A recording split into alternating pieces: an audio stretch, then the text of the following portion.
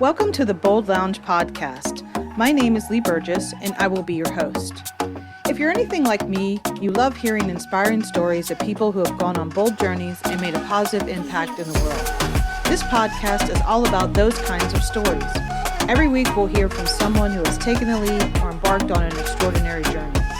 In addition to hearing their stories, we'll also learn about their bold growth mindset that they use to make things happen.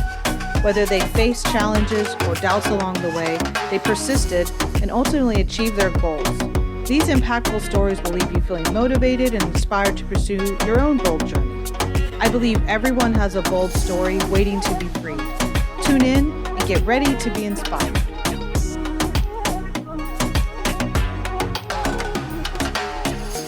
Welcome to the Bold Lounge. I'm so excited today to have Sabine Roduit. She is the Global Head of Business Architecture at Nestle. Welcome. Thank you very much, Lee. It's a pleasure to be here with you. So I thought we started with, tell me a little about your job. What does a Global Head of Business Architecture do? I think it's an excellent question. So for you to know, I used to be the CIO for Nestlé in North America until the 1st of April this year. So I'm going through a complete transition from a work perspective. So being the business architect for Nestlé is a little bit the integration that you would have between your IT organization and your business. So it is, how do you translate the business requirement down to the architecture, and how do you make sure that you can accelerate the digital transformation? You can look at it as being the translator, when it comes from a language perspective, and also having that aspect of being the glue between the different components that you have in an enterprise in order to make it like a better outcomes. Yeah, and that means you probably have a lot of patience, or you have to. So that's very interesting. I do not have a lot of patience. Yeah. I like when things are happening and happening pretty fast. And if you look at some of the behavior that I will have to know how to transform between being a CIO, which is all about delivering result and delivering result fast, versus starting to talk about the strategy aspect. So you're less in a delivery, but more in a thinking and more in a strategy space. I will have to relearn and to stretch a little bit that muscle. Mm-hmm. Yeah, definitely. Especially when you go from like one, obviously you were in the US and now you're in Switzerland, I believe. I am. So in the sense of even just the locality of how strategy works, I bet we can get into some of that, like what's the difference? As in the US, we go from one organization to another organization, and it's a different culture. It's a different way of moving. Sometimes they're a different speed. Sometimes literally and figuratively, it's a different language. So I'm excited to get into some of that and how we do stretch our muscles and how we know when something's not working, when it worked before. Yeah. Well, let's get into it. I'd love to hear your definition of bold and what it means to you. So that's very interesting. I did a little bit of research and I asked ChatGPT, what is the difference between being bold and being courageous? So before I did that little search, I would have said, I've been bold in a lot of occasions, and I thought that you could use interchangeably bold and courageous. But it seems that from a definition perspective, the difference between bold and courageous is it's something that happening quite fast, and you don't do a lot of planning and potentially a lot of thinking about what could be the downfall of taking a decision, versus being courageous is you take the first step, but you do understand the planning and the consequences of the different step. But even though after reading that from a theory perspective, I decided that in my life, I've been bold because I went out of my comfort zone in quite a bit of occasion. So you've stepped out of the comfort zone, and I really do think courage and boldness are connected. My definition, which I think if you've listened to the podcast, there's little tweaks and tunes on it that people do. I think there's a whole continuum. There's I'm making a decision, I have a gut feel, I'm going to do it, I'm taking the leap or the jump or the step. It could be small to big. And then I think there's the part of it that, is very thoughtful and pragmatic. So like I guess as a boldest person or whatever they're called, as a bold person, I like very thoughtful, but I'm not going to stew in it. I'm not going to sit around. So I think that's the connection to that. Yeah. And I think your connection, or the relatedness of courage, is it's there. I think you actually have to have the courage to take that step, to move into that unknown, to step out of that comfort zone. And so I think that's a great way to put it. Kind of captures all three areas of how you could look at bold. So when you think about your life, when was the first time you remember being bold? That's an excellent question. So I think the first time where I've really been bold was in 2002 when my boss came and asked me if I wanted to go to Los Angeles to build a team. My English was very, very broken back then. So I had an English that I would say was okay from a work perspective. And in less than 24 hours, I said, yes, I'm going to go. And then a few months later, I took my luggage and I arrived in LAX. And I can tell you that with my broken English, the first things that happened to me is the custom agent asked me to stay behind the yellow line, Mhm. the yellow line. Yeah. And I was like, I'm really sorry, I don't understand you. And he was yelling at me for me to go behind that line. And I'm like, oh my God, what did I do? Yeah. And I really started to think, oh, did I make the right?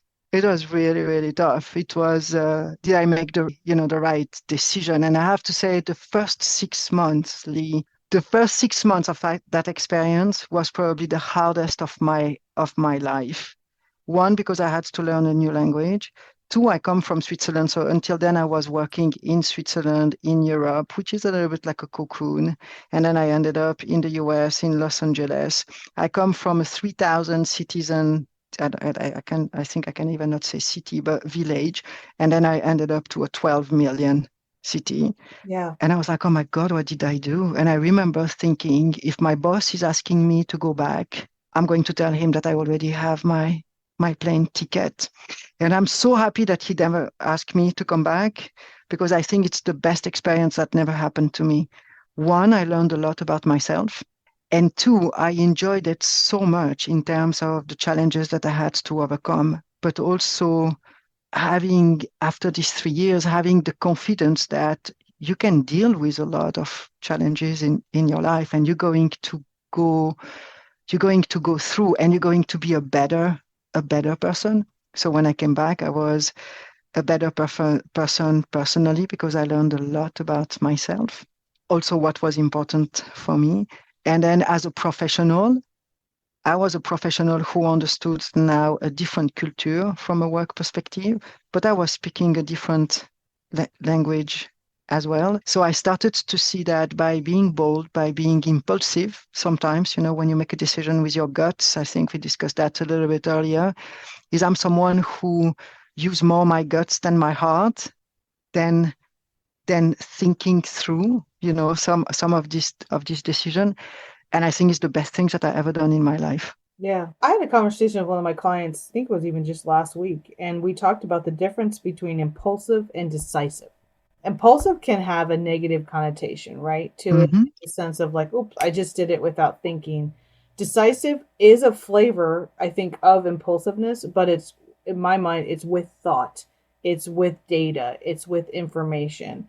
And I think it's kind of like, again, this where bold is kind of like right in between those two things. Is like you're just not going to stew in it. You're going to have enough data to be educated, but sometimes you don't even have all the data. So I think that's a good thing to point out is, you making a move to the US from a very small place to a very, very large place. And different cities have different vibes and the way they operate. Sometimes when we make our bold moves, we take the step and they're like, man, I think I'd like to go backwards now. It's like, okay, now that I know like what the step feels like, I'd like to go back. But you can't. You got to like take the next step and the next step. So you did exactly that. And you said a couple things in there. Obviously, you learned to deal with a lot and you Mm-hmm. learned a lot about yourself. What was the most surprising thing you learned about you in that time frame? That's an excellent question. I think I learned two fundamental things. The first one is the closeness that I need with my family. And I never realized that because I was close to them all the time. But it made me rethink that importance of the closeness. Yeah. And then I learned throughout my career, because I did travel quite a bit around the world, that closeness doesn't mean all the time being in the same city or in the same village or in the same house. It's about how do you communicate and how do you keep in touch. The second one that I've learned, Lee, is you cannot you cannot escape from some of the problem that you have. So a few years before I moved to LA, I lost my boyfriend in a car accident, and a year later I lost my dad. Mm. They both passed away, and I'm like, oh, that's going to be okay. I had the habit to put my problem in a little place in the back of my mind, and I would be strong enough to say everything is okay, everything is okay, everything is okay, everything is okay. And it was true, or what I thought, until I arrived in LA.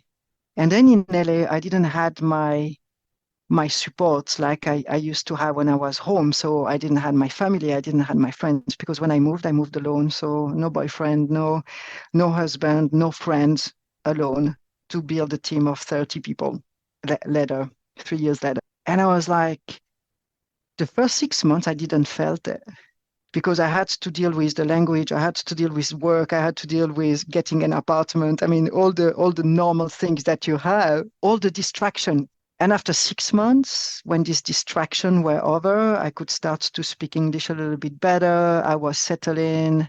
I started to be sad. And I was like, why am I sad?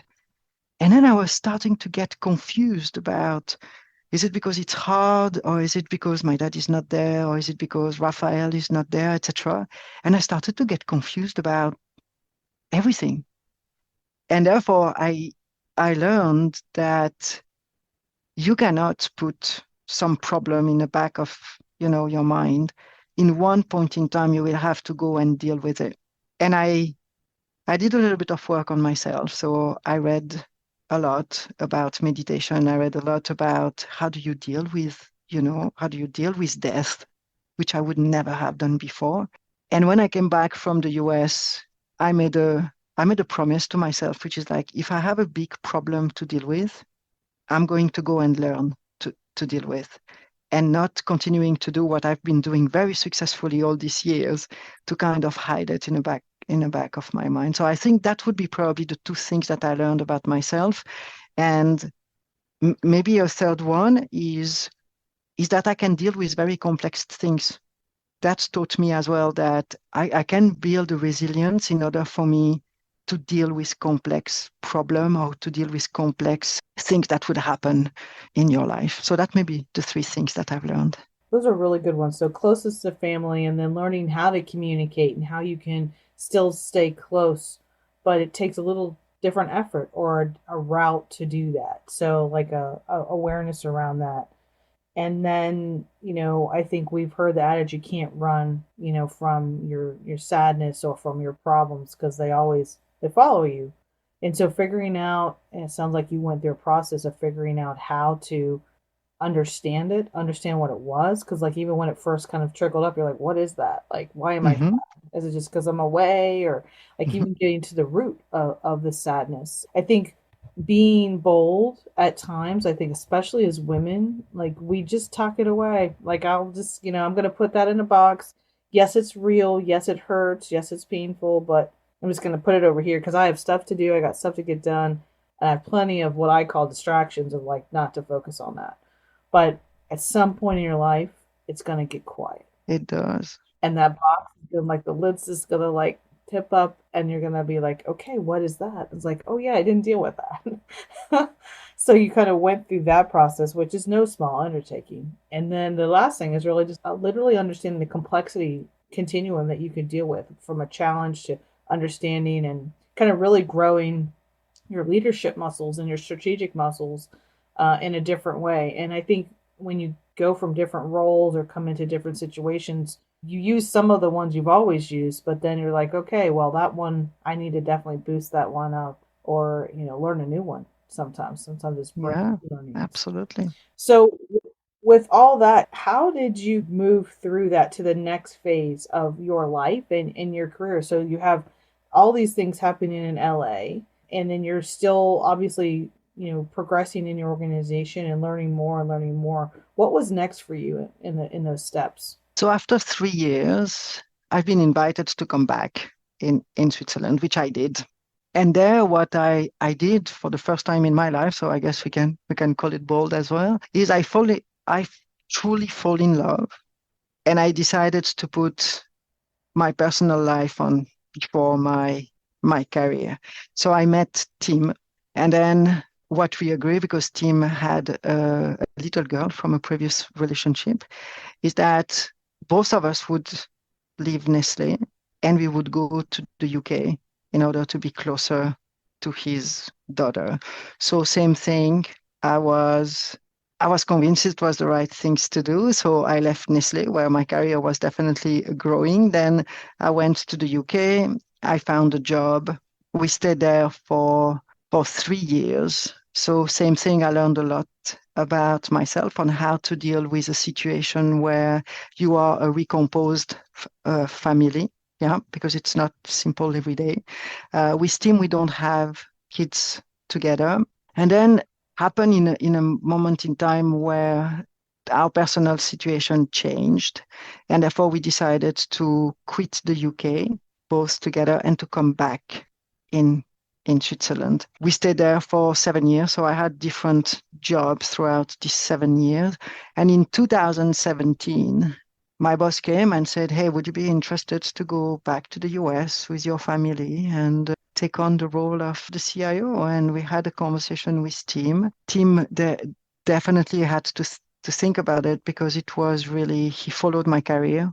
If there is anything that I can say, is he's been incredible in being supportive all along the way. And then we moved in the US for 6 years, and we came back together in 2023 here in Vevey.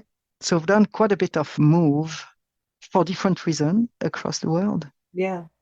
So from the perspective of what we just talked about, of you being able to heal and understand where the sadness came from, and also understand how to deal with loss or change or difficult situations, if you wouldn't have done that, you wouldn't have gotten to that moment. Mm-hmm. So, like your previous bold move, which was addressing it, taking it head on, being able to go, okay, something's not right here, and it isn't just me. I'm feeling sad because I'm in the U.S. So you kind of work through that. You learned, you read, you did the work, which isn't easy. No. To kind of figure out, okay, like, is that it? What do I do next? I think getting to that point where you could meet Tim and do those things and then move, right? You move to the UK, you quit what would be like a really great job and is a great job for that. So as people are looking for those indicators of like, wow, I bet people don't understand what I'm doing or why I'm doing it. Did you have that moment with any of your friends or family of like, wow, how could you leave Nestle and go to the UK and do this? Did you have any of those moments? I had this moment, but I was so clear in my head Mm-hmm. that it was the right things to do, that for me, even though I had some of this crazy moment or crazy conversation, it didn't bother me, because it was very deep inside, which is, it is the right things to do. I want to try. I want to make it, I want to make it work. And for me, you talk about doing that work. One thing that I realized throughout my life is, more you work, more often you work on, when things are kind of smaller, the less painful is the process. But also, the more open your mind is. I mean, without doing this, without appreciating the fact that I was convinced that love was more important than work in one point in time in my life, in order to set it up. And then it set it up the tone, yeah, for our respective life as well with Tim. Then I don't think I would have taken the same path, Mm-hmm. because I think potentially my mind would have been more close than what it started to be. And one thing that I tried to do systematically after like a big event, it can be like a change in work, even if it's very positive, I try to step back a little bit and do some learnings. What did I learn? What did I learn through that experience? I never thought about having an experience and felt that I failed. I all the time look at an experience and thought it's a unique opportunity to have a different journey. And then if the journey is not really what you were expecting, what did you learn? What do you agree to double click on or to do more of versus what do you agree with yourself that you're not going to go through that path ever again? But for me, I've been very pleased to had to work on. I've been very, very proud that I've done that work because otherwise I would not be the person that I am today. I would probably still be in my 3,000 little village. I would still do my life, and I think I enjoyed more. Mm-hmm.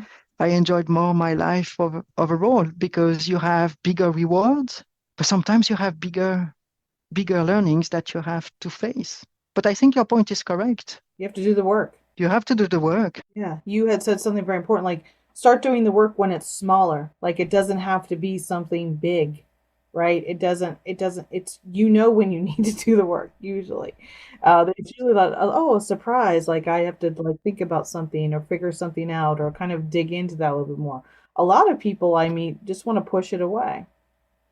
And, the people who are bold and courageous and kind of step into it are the people that are going to do the work and want to figure it out, want to take the time, want to invest in themselves because they realize that if they don't, it can actually stop them from being who they want to be or getting Mm-hmm. the role they want to get or getting into that role. So I think you actually just said that. You said, like because of the path you chose and the work that you did, it led to something you never probably could have even imagined, right? Correct. And your experiences. And you made a decision. Yours was love over job, which I wholeheartedly believe in, that led you to the next step, the next thing, which then ultimately actually helped your career and helped you have new experiences. And I think when we have loss in our life or we have something that doesn't go as planned, it is a growth opportunity. It's something to learn. Maybe it's something we won't do again or we will do again. You learn what to do and what not to do, who to turn to for support or who to ask, who not to ask. Mm-hmm. So what's your biggest, you don't use the word failure, but like what is your biggest learning along the way from the professional side or personal side? Like what's the failure that you cherish? Meaning I learned so much from just that moment, that event. Is there anything that comes to mind for you? Yes, there is. So the biggest learning for me was not a long time ago. I would probably say like 5 years ago. I had a very particular mission and I didn't deliver the mission in full. Okay, I was a little bit late. The business case was not delivered on time, etc. And I thought, which I learned further down the road, I thought that I was doing the right thing, with having the right governance in order to discuss the conversation and the decision that I needed to take, in that project. I thought that the people that were in that governance would tell my story correctly when they would have to go and discuss, what's happened in North America. And one thing that I've learned is that you have a lot of friends as long as things goes well in the work environment. Oh my God, you have like all these friends that you never seen before. You kind of attract, you become very popular. Yeah. And when things are not going as well, you don't have that popularity anymore. And the people that I thought were part of the decision that we made, part of the journey that we were designing, but suddenly I look at myself and I was alone and I was like, really? But hey, Bob, you are part of that decision. So where is your accountability? And I started to realize that you need to behave a little bit differently even when you are successful and when you are learning and you cannot maybe meet your deliverables. You need to be on top of your story. So one big mistake that I made is I let people talking about my story with their own words, with their own perception, even though they were part of it. And it took me a year of communication, a year of going back to my stakeholder to repair. And that day, which, by the way, that day I asked for help because I was in that negative loop on how did I let that happen? Instead of which I learned that instead of bringing my mind to, okay, cool, so you cannot change the outcome. It is what it is, the perception, it is what it is, you didn't deliver. But what can you do in order to action and dealing with the situation differently? I was in that negative loop on asking myself every single morning when I was waking up to say, how did you let that happen?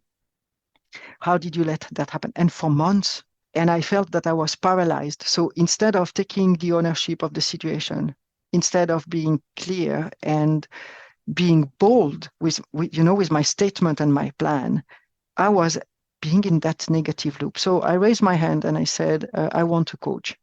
So I had an external coach. We talked about it. That person helped me to get out of the rabbit hole that I was in. And now nobody is talking about my story. Independently if it's positive or if it's negative, I want to be there to making sure that my voice is being heard in both ways. But that took me a year and definitely affected a little bit my health. Yeah.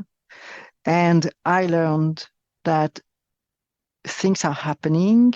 You need to have an acknowledgement of what is happening, but to go to that negative loop is not going to help. What you need to do is to be agree on how are you going to act and what are you going to do in order to deal with the situation.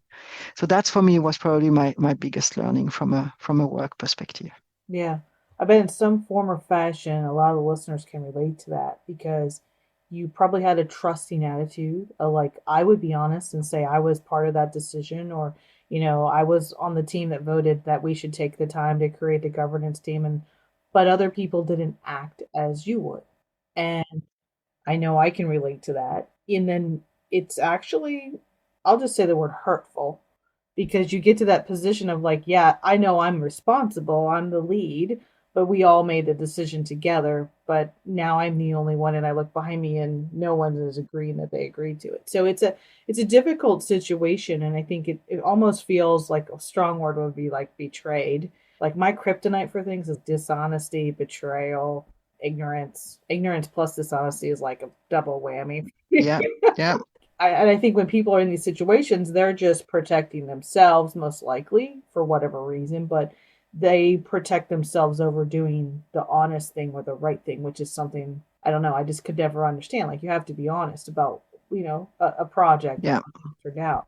But I think in there, you also learned that I can't just beat myself up every day about this. Like, the negative loop that happens between our ears sometimes in our own mind is one that's pretty vicious. Like, how did I not see that? Why didn't I think about that? What could I have done differently?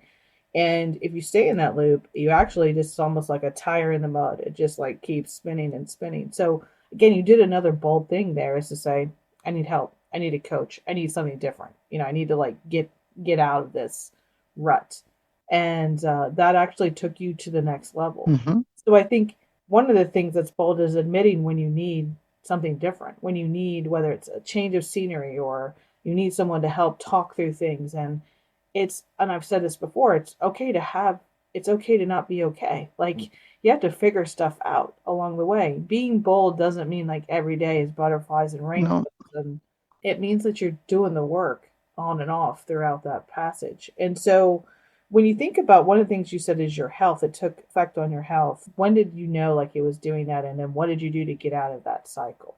So it's very interesting though. I started, so I'm doing quite a bit of like a running and walking, and physically, suddenly I started to have problem with my knee, and I'm like, okay, so I have no idea why. And it took me like a few months before going to a chiropractor, and then the chiropractor, so she looked at me and she said, but the problem is not your knee. Your problem is the full back and your neck and your shoulder and your arm. And then we started to work on it. But it took me a year physically to get through that. And that was exactly at the same time that I started with the coach. So one thing that the coach told me is, she was saying, it's so incredible, Sabine, because your brain is saying something and your body is completely disconnected from your brain. And by having these two ladies helping me, one physically, the other one, with the brain, 12 months later, I I was like new. So I didn't had any problem anymore. But one thing that I did decided is that I would go systematically every 3 weeks to a chiropractor, which I'm still doing it now in order to prevent. And the other things for me that I learned is asking for help. As soon as I see the sign, because we all have a certain set of sign, yeah, when we start to be stressed, when we start to be uncomfortable with some of the situation, etc. So I learned to read this sign, and now when I start to see them, starting to popping up, because your point is correct, it's not peachy all the time. It's not because I went through that I'm not stressed anymore, but now I can see the sign popping up, and I know what to do, or reapplying some of the learnings that I had in order to calm down the situation, either physically or mentally. But these two ladies have been critical to my recovery. Yeah, definitely. Mine would be like acupuncture, which I think has helped me a tremendous amount just in kind of recovering from burnout, which is what I had in 2020 when I Hmm. left my role. And, the other thing is like getting healthy again, getting moving, eating the right thing. And then I believe in coaches wholeheartedly. So, and I think you need different type of coaches at different points Hmm. in life. Yeah. And so, like, I think there's, special people that kind of, fill that role for you as you get older in your life and the coaches. But I love the combination of the mindset, the mind, and coaching and kind of also understanding yourself. And then the physicality of, whether it's a chiropractor, acupuncturist, or, Hmm. a trainer or whatever it may be, or all of the above. Some people have a lot of people. I do think like it's the mind and body, and I think the body does like keep the score when you're doing things that are mentally taxing or stressful. Yeah. It's hard for it not to like be shown. And one thing that it made me realize as well, because it is not just you.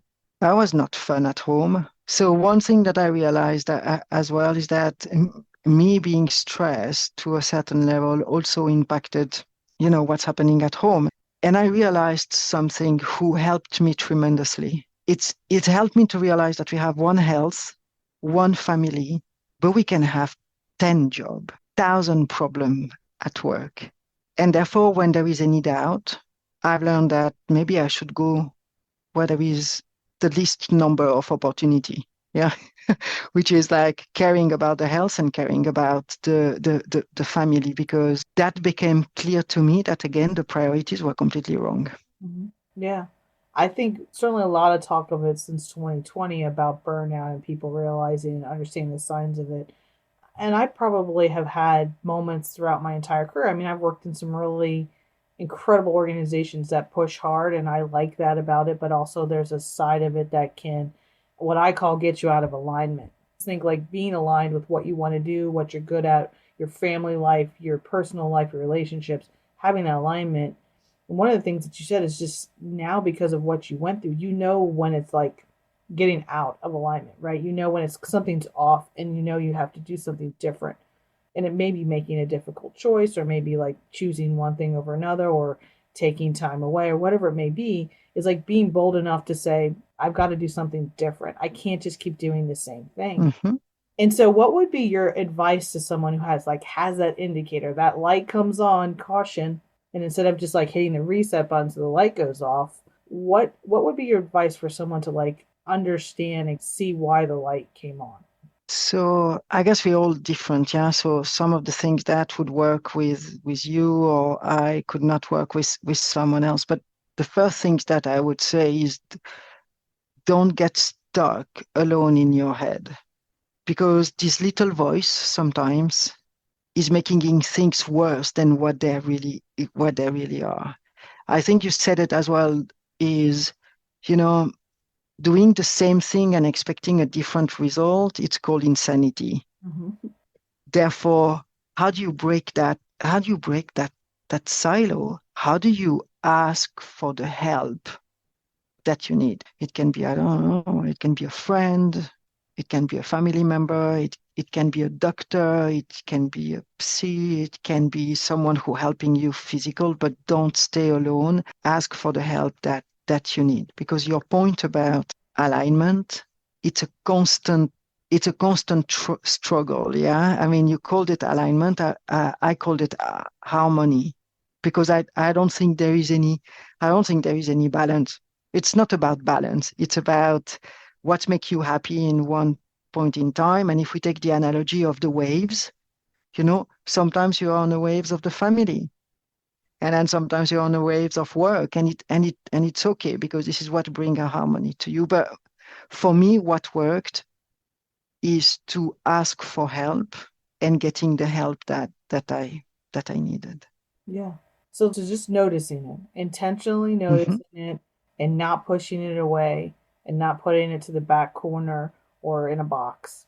And Deal so, with it. and that's bold. I think dealing with things as they come up and realizing I can't push it away and I have to do something different. And it not only helps you, but it helps basically everyone you come in contact with, your family, friends, your relationships, your job. And so, to quote Nike, just do it. Just do it. Take the time, take the day, take the month, take the year.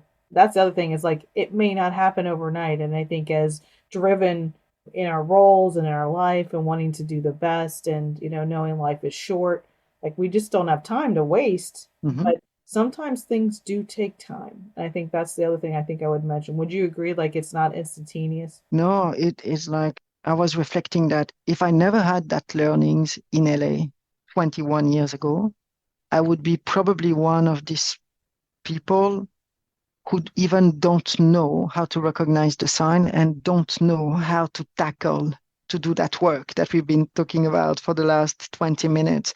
And for me, this is a journey. And it's like, more you notice things, more you're going to notice things. More you deal with your challenge, more you're going to do it, and easier it's going to be as well. So I agree with you. It doesn't come instantly, and it's a journey.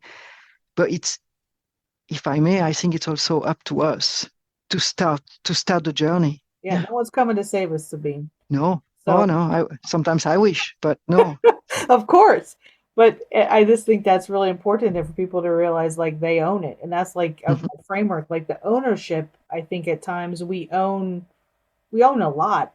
And again, I think as women, sometimes we own too much. We own the things that maybe aren't even ours to own. But I think there's times that we don't actually own that we're in charge of the next step. Someone can't do that for you. Someone can't come in and help you understand or take that time for yourself. You have to own that. And so I think that's really important for people to hear too. I agree. Yeah. So thank you so much for being on the Bold Lounge. I talked for another hour for sure. And all the information about Sabine, her role, and everything that she's about is in the episode notes. So thank you so much for being on the Bold Lounge. Thank you very much. Thank you for listening to the Bold Lounge podcast. Through the continuum of bold stories, vulnerability to taking a lead, you will meet more extraordinary people making a positive impact for others through their unique and important story. By highlighting these stories, we hope to inspire others and share the journey of those with a bold mindset. We hope you've enjoyed this podcast and look forward to sharing the next bold journey with you.